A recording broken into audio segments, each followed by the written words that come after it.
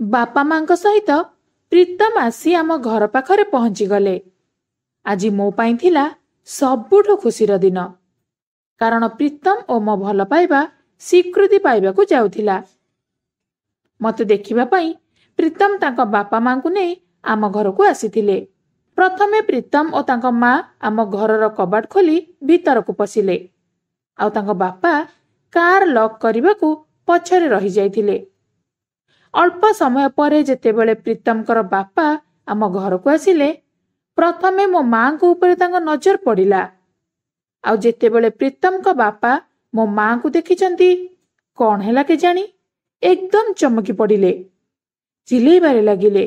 तांको आखि बड़ बड़ होई गला। से टिके थरिबाकु लागिले, कहिले कि एठारे विवाह संभव नुहे, आउ गोटे मुहूर्त भी रहिबा संभव नुहे। से बसिबे कौन, तुरंत प्रीतम को मां ओ प्रीतम को टाणी टाणी नहीं आम घरु पळेइले। प्रीतम ओ तांको मां जेते पचारले भी किछि कहिले नाही। आउ परदिन जेतेबेले मां को एकथा पचारिली, से जहा कहिले शुणिकी मोर तो मो ना प्रीति। मो जीवनर एमिति एक घटना कहिबाकु जाउछि, जहाकु शुणी आपणको मनरे निश्चय प्रश्न आसीबो कि यह केमिति संभव हैला। केते जण एमिति भाग्यर अधिकारी होई परिबे? कारण जदि भगवान चाहि न थान्ते, मु एते बड़ घटना को पार करी आगो को बढ़ी पारि न थांती। तेबे कौन थिला से घटना जहा कि मो जीवनर मोड़ को बदलाई देइथिला? जानिबा पई स्किप न करी पूरा वीडियो देखंतु। ऑफिस सरीबा परे मु कॉफी शॉप रे प्रीतम को अपेक्षा करुथिली। से संध्या बेले ही मेसेज करी मते भेटिबा पई कहिथिले। मु आ प्रीतम परस्पर भल पाउथिलु। कॉलेज रु ही से मो प्रथम प्रेम थिले। कॉलेज सरीबा परे खूब शीघ्र मते चाकरी मिली जाइथिला। आ वर्ष सारा कठिन परिश्रम करिवा परे ही प्रीतम को तांको पसंदर चाकरी मिलिथिला।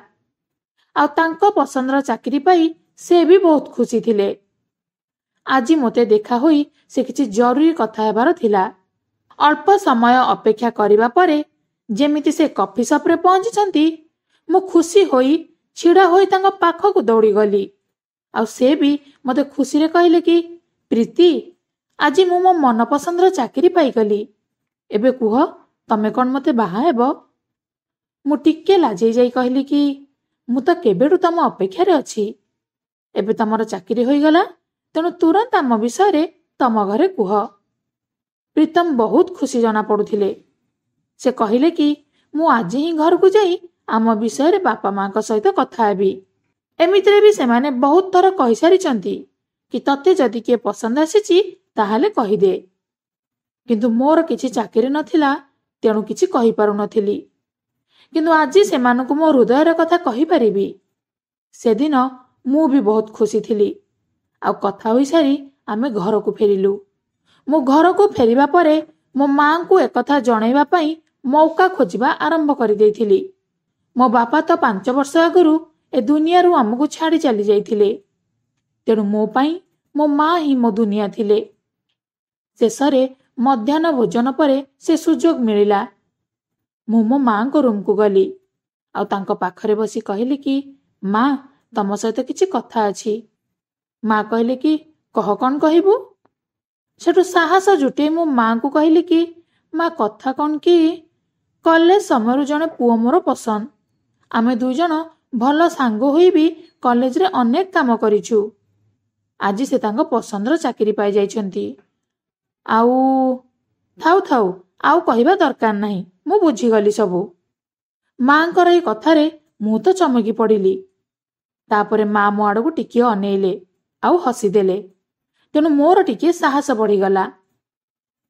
आउ कहली कि से बहुत भल पिला। आउ आज आम विषय रे तांको घरे कथा हेबार अछि। मो ठारू ए सब कथा सुनी खुशी होई गले मां। आउ कहले कि हाँ हाँ, एटा तो बहुत भल कथा। मु तो चिंतित थिली कि तो पाई भल पिला खोजी पारिबी कि ना। आ जदि तू काहाकू पसंद करिचु, ताले एहाटू भल कथा आउ कौन होई पारे। तांकू घर को डाके, मु तो देखे तो पसंद केमितिका। मु लाजे जाई मां को कुंढेई धरिली। रातिरे सोइबा आगुरु मोर मो मां भीतर होइतिबा कथा सबु ପ୍ରୀତମକୁ ମେସେଜରେ ଜଣାଇଦେଲି। ସେ ବହୁତ ଖୁସି ହୋଇଗଲେ। ଆଉ ସେ ବି କହିଲେ କି ସେ ବି ତାଙ୍କ ଘରେ ସବୁ କଥା କହିଦେଇଛନ୍ତି ଆଉ ତାଙ୍କ ବାପା ମା ମୋତେ ଦେଖିବା ପାଇଁ ଖୁବ୍ ଶୀଘ୍ର ଆସିବେ। ପରଦିନ ମୁଁ ପୁରା ଖୁସି ଥିଲି। କେଉଁ କଥାରେ ବି ମନ ଲାଗୁନଥିଲା। କେବଳ ପ୍ରୀତମଙ୍କ କଥା ମନେ ପଡୁଥିଲା। ମୁଁ ଗୁଣୁ ଗୁଣୁ ହୋଇ ଗୀତ ଗାଉଥିଲି। ଆଉ କିଛି ସମୟ ପରେ ଅଫିସ ଯିବାକୁ ପ୍ରସ୍ତୁତ ହୋଇଗଲି। ଡାଇନିଂ ଟେବୁଲରେ ମୋତେ ଖୁସି ଦେଖି ମା ପଚାରିଲେ କି କ'ଣ ହେଲା ମୁଁ ଆଜି ତୋର? ଆଜି ବହୁତ ଖୁସି ଜଣାପଡ଼ୁଛୁ। ପ୍ରୀତମଙ୍କ ସହିତ କଥା ହେଇଛୁ ବୋଧେ? ମୁଁ ଟିକେ ଲାଜେଇ ଯାଇ କହିଲି କି ହଁ ମା, ପ୍ରୀତମ ତାଙ୍କ ବାପା ମାଙ୍କୁ ଆମ ବିଷୟରେ କହିଦେଇଛନ୍ତି। ସେମାନେ ଖୁବ୍ ଶୀଘ୍ର ଆମ ଘରକୁ ଆସିବେ। ଶୁଣିକି ମୋ ମା ବି ଖୁସି ହୋଇଗଲେ। ଏମିତିରେ ଗୋଟିଏ ସପ୍ତାହ କେମିତି ବିତିଗଲା ଜଣା ପଡ଼ିଲାନି। ରବିବାର ଦିନ ପ୍ରୀତମ ତାଙ୍କ ବାପା ମାଙ୍କୁ ନେଇ ଘରକୁ ଆସିବା ପାଇଁ ଦିନ ଧାର୍ଯ୍ୟ କରିଥିଲେ। ରବିବାର ଆସିଗଲା। ସକାଳୁ ଆମେ ମା ଝିଅ ମିଶିକି ସମସ୍ତ ପ୍ରସ୍ତୁତିରେ ଲାଗି ପଡ଼ିଥିଲୁ। ତାଙ୍କ ଚର୍ଚ୍ଚାରେ ଯେମିତି କିଛି ବି ଅସୁବିଧା ନ ହୁଏ ସେଥିପାଇଁ ମା ବହୁତ ଯତ୍ନରେ ସବୁ କାମ କରୁଥିଲେ। ଚା, କଫି, ଟିଫିନ ଆଉ ମଧ୍ୟାହ୍ନ ଭୋଜନ ପାଇଁ 7ରୁ 8 ପ୍ରକାର ଆଇଟମ ପ୍ରସ୍ତୁତ ହୋଇଯାଇଥିଲା। ଦିନ 11ଟା ବେଳକୁ ସେମାନଙ୍କ କାର ଆସି ଲାଗିଲା ଆମ ଘର ସାମ୍ନାରେ। କଲିଂ ବେଲ୍ ବାଜିଲା ଆଉ ପ୍ରଥମେ ପ୍ରୀତମ ଓ ତାଙ୍କ ମା ଆମ ଘରକୁ ପଶିଲେ। ମା ସେମାନଙ୍କୁ ନେଇ ସୋଫାରେ ବସେଇଲେ। ପ୍ରୀତମ ମାଙ୍କ ପାଦ ଛୁଇଁ ପ୍ରଣାମ କଲେ। ପ୍ରୀତମଙ୍କ ବାପା କାର ଲକ୍ କରି ପଛରେ ଆସୁଥିଲେ। ଯେମିତି ସେ ଆମ ଘରକୁ ପଶିଲେ ତାଙ୍କର ନଜର ମୋ ମାଙ୍କ ଉପରେ ପଡ଼ିଲା। ମାଙ୍କୁ ଦେଖି ତାଙ୍କର କ'ଣ ହେଲା କେଜାଣି ସେ ଚିଲେଇବାକୁ ଲାଗିଲେ। ତାଙ୍କ ଆଖି ବଡ଼ ବଡ଼ ହୋଇଗଲା।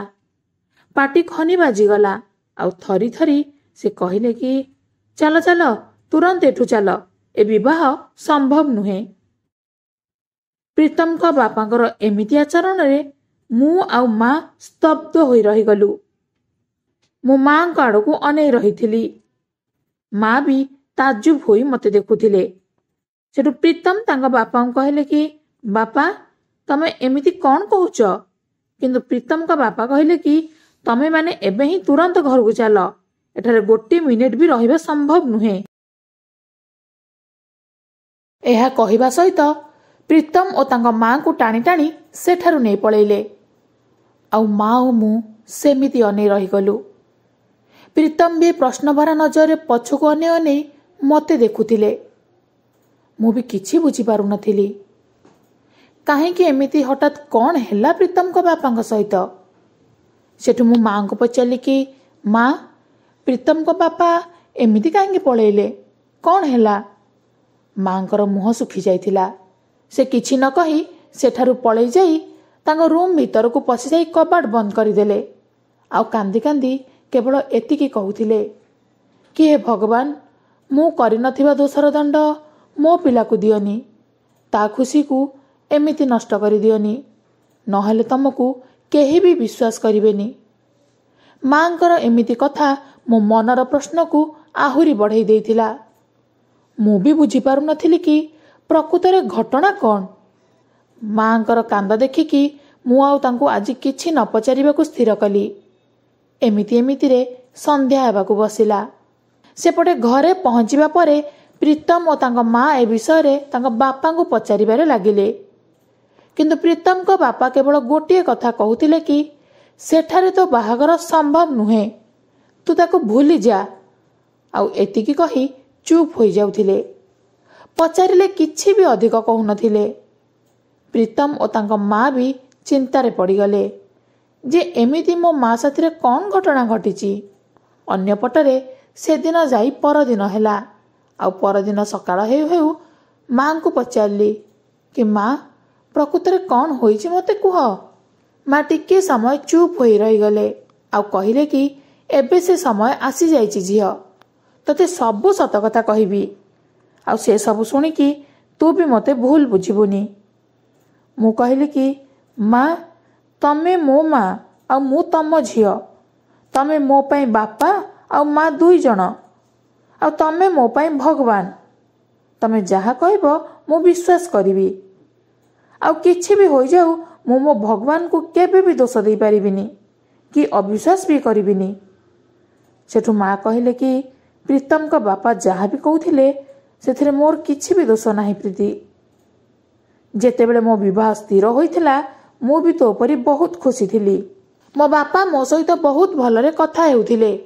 दिने मु विवाह पाई किणाकिणी करि सारी मो जने सांग घर को जाइथिली काहेकि ना तार से दिन जन्मदिन थिला। आमे केते जन सांग मिसी खूब भलरे ता जन्मदिन पालन कलु। आ सेथि पाई से सांगर भाई मते छाड़िबा पाई मो साथिरे आसिले। किछि बाट आसीबा परे गुटे सुनसान रास्तारे किछि असामाजिक लोकंक हाबुडरे पड़ीगलु। आउ से भाई को मारपीट करबा परे से प्राय बेहोश होइगले। आउ एहार सुजोग नै से माने मो सहित खराब व्यवहार करबा को लागिले। किछि समय परे से रास्ता देई गुटे गाड़ी आसीबा परे से माने सेठारु फेरार होई जाइथिले। आउ मु तुरंत जाई से भाई को होश को आनिबा परे आमे घरे पहुंचिलु। ए घटना आम घरे जणाइबा परे बापा तुरंत जाई पुलिस रे केस कले। पुलिस भी तुरंत कार्यानुष्ठान नेला। आउ से असामाजिक लोक माने धरा पड़िले। से मानकु जेल होई गला। किंतु एक मास परे जना पड़ला कि मु माँ हेबाकु जाउछि। एकथा सुनिबा परे आम घरे समस्तंकर जेमिति मुंड घुरी गला। कारण आगकू मो बाहाघर थिला। आउ डररे थरिबाकू लागिली कारण एही घटना जदि सेमाने जानिबे ताहले मो बाहाघर भांगी जिवो। किंतु तो बापा बहुत भल मनिष थिले। से तांका परिवार विरुद्धरे जाई मते बाहा हेले। मु किंतु तत्ते जन्म देबाकू चाहू नथिली। आउ दिने मु गर्भपात करबाकू डाक्तरखाना जाइथिले। सेतेबेले प्रीतम का बापा सेठारे डाक्तर थिले। बोधे से कथा से सेबेठु मने रखिचंती। किंतु से पूरा कथा जानी नाहंती। आउ से अधा कथा पाई आजी मो झियर खुशी पळेई गला। कही कही मो माँ जोर जोर कांदिबाकू लागिले। सबु सत कथा जानिबा परे मो पूरा स्तब्ध होई रही गली। मो माँ तांको जीवन रे केते कष्ट सही नाहंती। मो हृदय कष्ट रे भरी गला। मो माँ को कुंडेई धरिली आ दुख भरा कंठरे कहली कि माँ तमे चिंता करनी। मो प्रीतम को बाहा हेबिनी। तमे ए सबु पाई निजकू दोष दियनी। तमे तो निजे केते कण सहिच। कही कही मु भी कांदी पकेइली। आमे माँ झियो केते समय जाए धराधरी कांदिलु। किंतु यार किछि भी समाधान नथिला। संध्या बेले प्रीतम को फोन आसिला। से कहिले कि बापा रागी कि अछंती। से किछि कहिबा आगुरु मु माँ ओ मो भितरे होइतिबा सबु कथा कहिदेली। आउ कहली कि प्रीतम एसबु कथारे जदि मो माँकर भूल ताहले कुह। तमे एसबु पाई कौन भाबुच। जदि भी आम विवाह हेबनी ताहले तम चिंताधारा मु जानिबाकू चाहूची। सबु सत जानिबा परे प्रीतम किछि समय पाई चुप होई गले। पुणी धीरे धीरे कहले कि जहाँ भी तम माँ को सहित होइतिला सेथिरे तांकर भूल किछि भी नाही। आ बापा भी जदि धरिकी बसिबे ताहले मु भी तम साथ छाड़िबिनी। सेठु प्रीतम को भावना को नहीं किछि समय पाई मु खुशी होई गली। आ कहली कि नाई प्रीतम तमे परिवार रो विरुद्ध रे जाई किछि भी काम करिवनी। काहेकि ना परे तमे बुझी परिबो कि परिवार ठारू दूरे जीवकू कहिबा तो सहज कथा किंतु सेमिति करिबा बहुत कष्टदायक। बहुत कष्ट लागे। एतिकी कही मु फोन काटिदेली। जीवनर सुताक्षी किछि एपट सेपट होई जाइथिला। बुझी पारु नथिली कि कौन करिबी बोली आउ आगकू कौन हेबो बोली। 2 मास काल मु चिंतारे रहिली। प्रीतम केबे केबे मो हालचाल जानिया पाई घरठू लुचेई फोन करुथिले। एहाठू अधिका आम भितरे किछि भी कथा हेउ नथिला। आउ जहा भी हेउथिला सेथिरे ना प्रीतम ना मोर किछि भूल थिला। किंतु तथापि एहार दंड आमको मिलुथिला। मो माँ एबे भी चुपचाप रहुथिले काहेकि ना तांको लागुथिला कि तांको पाई मो खुशी बर्बाद होई गला। मो सबु बेले माँ का आगे खुशी रहया पाई चेष्टा करुथिली। फलरे माँ को एमिति लागिबनी कि प्रस्ताव भांगिबा कारणरू मु टिके भी दुखरे अछि बोली। किंतु से मो माँ थिले। से जानी पारुथिले कि भितरे भितरे मु केते दुखी थिली। दिने राति रे आमे खाउथिलु। सेतेबेले कलिंग बेल बाजिला। मु जाई कबाड़ खोलिली।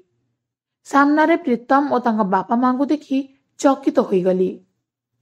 प्रीतम का बापा भीतर को आसिले। डाइनिंग टेबुल पाखु जाई माँ को पाखरे हाथ जोड़ी छिड़ा होई गले। कहिले कि क्षमा कर दियंतु भौणी, मु आपणक विषय रे भूल भाबुतिली। मु आपणको भल स्त्री लोक बोली भाबु नथिली, किंतु प्रीतम आपणक विषय रे सबु सत कथा कहिला। मु बहुत दिन जाए ए बाबद रे चिंता कली। भाबुतिली कि एमिति परिवार रे बंधु कले काले मोर इज्जत उपरे आंच आसियो बोली, किंतु मो स्त्री मते बुझेइले कि ए सब घटना रे केउ भी स्त्री लोकर भूल न थाए। से तो निजे केते कष्ट रे थांती। जदि केउ स्त्री लोकर जीवन में एमिति समय आसी जाए, से तो प्रति मुहूर्त को प्रति क्षण कष्ट रे मरु थाए। एमित्रे समाज रो सबु लोकन को स्त्री लोकंकर कष्ट को दूरेवा को चेष्टा करिबा दरकार, ना कि तार जखम को ताजा करिया पई आमे चेष्टा करिया दरकार। विलंबर हेले भी आपणक कष्ट को मु बुझी पारिची। जहा भी आपणक सहित होइथिला सेथिरे आपणकर किछि भी भूल नथिला, बरं भूल तो आपणक सहित होइथिला। एथिपाई मु आपणको हाथ जोड़ी क्षमा मागुछि। आ पिलांक खुशी पाई ए प्रस्ताव स्वीकार करिनियंतु।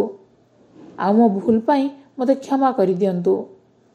जदि आपणको स्वामी विवाह आगरु एक कथा जानिबी आपणको आपणे महान काम करि पारले, ताले मु किए आपणको दोष देबाकू?